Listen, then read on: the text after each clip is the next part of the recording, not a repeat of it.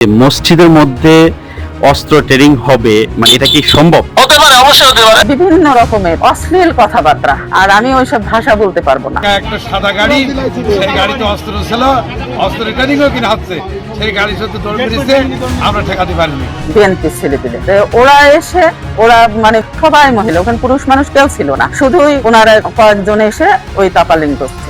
এই মডেল মসজিদে ইমাম আছে, এটা সবচেয়ে দুর্ধর্ষ। সাংবাদিক এসে তো সাংবাদিকরা এসে ছবি তুলে নিতে পারবে না। চুয়াডাঙ্গার দামুরহুদা মডেল মসজিদের কালচারাল সেন্টারে আয়োজিত তালিমুল কুরআন ফাউন্ডেশনের একটি প্রশিক্ষণ কর্মশালায় স্থানীয় বিএনপি নেতাকর্মীদের বাধায় বন্ধ হয়ে যাওয়ার অভিযোগ উঠেছে। স্থানীয় নেতাদের দাবি, সেখানে জামায়াতের গোপন রাজনৈতিক বৈঠক ও জঙ্গি অস্ত্র প্রশিক্ষণ চলছিল।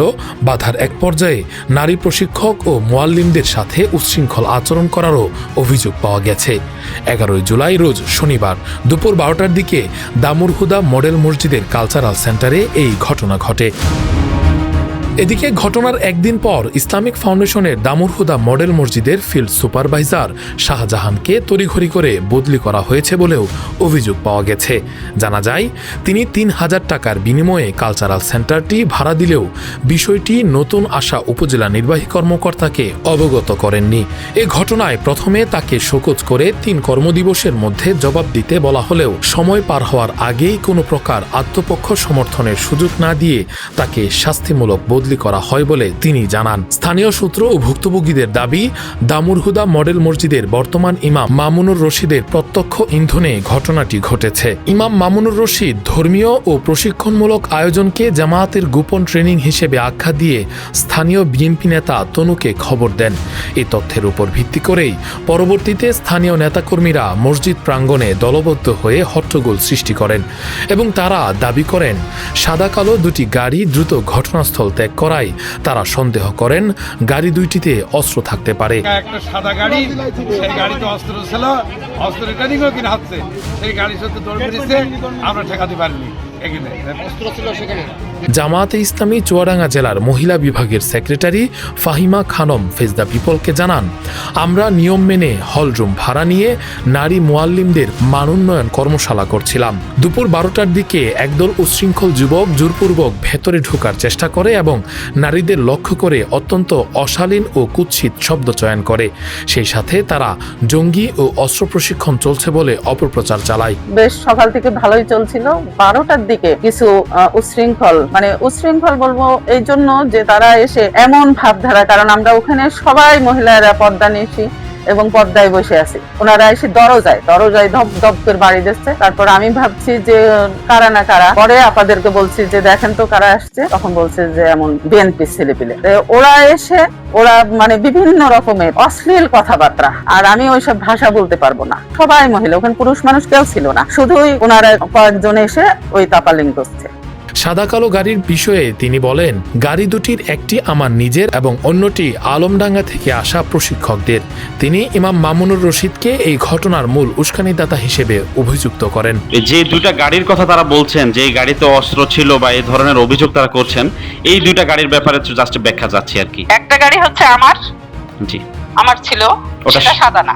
আচ্ছা, সেটা হচ্ছে কার গাড়ি, আর সেটা হচ্ছে কফি কালার বোধহয়। হ্যাঁ, ওকে। আর ওই ইয়েটা ছিল আপনার মানে মাইক্রোটা কালো, মাইক্রোটা আলমডাঙ্গার, এবং ওনারাই আটকা ছিল। ওই যে যখন ওনাদেরকে বের করে দেয় তখন ওই মাইক্রো উঠে তখন ওনারা চলে এসেছে। আচ্ছা আচ্ছা, মানে আপনাদের এখানে যারা প্রশিক্ষণ নিতে এসেছেন তারা এই গাড়িতে ছিল। ওকে ওকে। ওখানকার মডেল মসজিদের যে ইমাম, তার একটা ইন্ধন ছিল এই জায়গায়, এটা কি আপনি কিছু জানেন এই বিষয়ে? পরে শুনলাম যে উনি হচ্ছে ওদেরকে খবর দিয়েছে। এই বিষয়ে বিএনপি নেতা তনুর সঙ্গে কথা বলে ফেজ দ্য পিপল ঘটনার বিষয়ে জানতে চাইলে তিনি কর্মশালা বন্ধ করে দেওয়ার বিষয়টি অস্বীকার করে বলেন, অনুষ্ঠানস্থল থেকে সাদা কালো দুটি গাড়ি দ্রুত স্থান ত্যাগ করায় সন্দেহ জাগে যে এটিতে অস্ত্র থাকতে পারে, কারণ এই মসজিদে প্রায়ই জামায়াতের গোপন মিটিং হয়।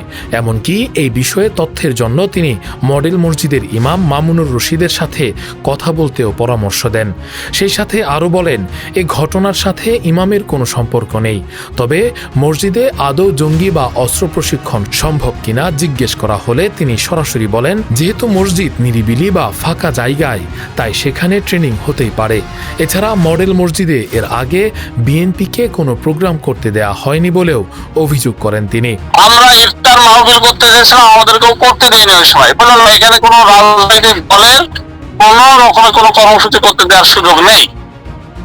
এইবার আমরা বিভিন্ন সময় শুনি যে জামাতের সকালে বিকালে ভোরে রাত্রে বিভিন্ন সময় গোপন মিটিং ওখানে হয়।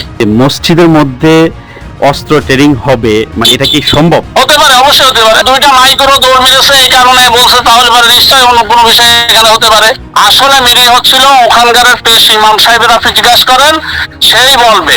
যিনি বিগত আমলে মানে শেখ হাসিনার জন্য ভোটও চেয়েছেন এমন একজন ইমাম সম্ভবত এই প্রোগ্রামের ব্যাপারে আপনাকে তথ্য দিয়েছেন, এমনটা অভিযোগ আমার কাছে এসেছে। এটা সত্যতা কতটুকু? আপনি নিশ্চিত থাকেন ওইখানে কারো কাছ থেকে ইমাম সাহেব কোনো তথ্য দেয়নি। ইমাম সাহেবের কোনো এইখানে তাকে দেওয়ার কোনো প্রশ্ন ওঠে না। না, একটু আগে আপনি বলেছেন ইমাম সাহেবকে প্রশ্ন করার জন্য, ইমাম সাহেব সব জানে। বদলি হওয়ার আগে ফিল্ড সুপারভাইজার ফেস দ্য পিপলকে জানান, এর আগেও একই মসজিদের কালচারাল সেন্টারে উলামা দলের প্রোগ্রাম হয়েছে। সুপারভাইজার নিজেই ইমামের বিরুদ্ধে ক্ষোভ প্রকাশ করে বলেন, ইমামই মূলত বিএনপি নেতাদের উস্কে দিয়েছিল। তনু চেয়ারম্যান এই বিষয়টা কিভাবে জানলো যে এখানে একটা প্রোগ্রাম হচ্ছে বা মসজিদে? ইমাম সাহেব জানাচ্ছে এই মডেল মসজিদে ইমাম আছে, এগুলো সবচেয়ে দুর্ধর্ষ, এ কোনো নামাজ পড়ায় না। সারাদিনের মধ্যে 2 ওয়াক্ত 1 ওয়াক্ত তার ইচ্ছা মতো সে চলে। আমি বারবার বলার পর তার ফাইল বের করে দেখি, পূর্বের 3 ইউনুস স্যার তাকে শোকেস করা আছে। হ্যাঁ, আমার পূর্বের ঊর্ধ্বতন যারা আমার কলিগ ছিল তারা শোকেস করেছে। এদিকে দামুরহুদা মডেল থানার ওসি ফেস দ্য পিপলকে জানান, ঝামেলার কথা শুনে পুলিশ দ্রুত ঘটনাস্থলে পৌঁছায় এবং ভেতরে অবরুদ্ধ নারীদের নিরাপদে বের করে দেয়। কথাই যে মডেল মসজিদের সামনে মানে গ্যাঞ্জাম ফেসাদ হচ্ছে। পরবর্তীতে আমরা আসি, এসে দেখি তো অনেক মহিলা লোক। পরে আমরা জিজ্ঞেস করি এরা কারা, পরে শুনি যে এরা জামাতের লোক।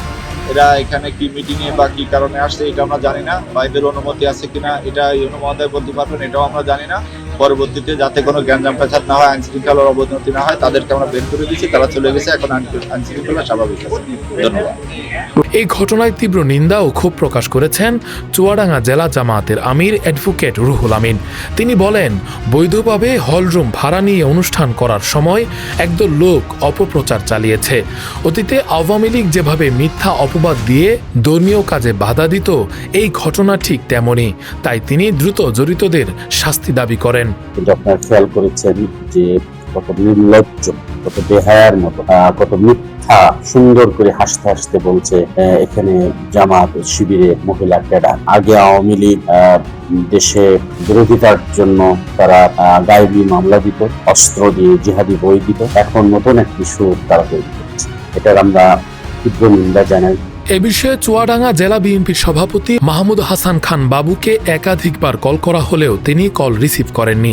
এছাড়া জেলা বিএনপির সাধারণ সম্পাদক শরীফুজ্জামান শরীফকে হোয়াটসঅ্যাপে কল করার পর, এমনকি ফেস দ্য পিপলের জেলা প্রতিনিধি উপস্থিত হওয়ার পরও তার বক্তব্য নেওয়া সম্ভব হয়নি। সামগ্রিক বিষয়ে দামুরহুদা উপজেলা নির্বাহী কর্মকর্তা লাভলি ইয়াসমিন ফেস দ্য পিপলকে জানান, উপজেলার আইনশৃঙ্খলা পরিস্থিতি বর্তমানে স্বাভাবিক, তবে এ বিষয়ে আর কোনো মন্তব্য করতে রাজি হননি তিনি।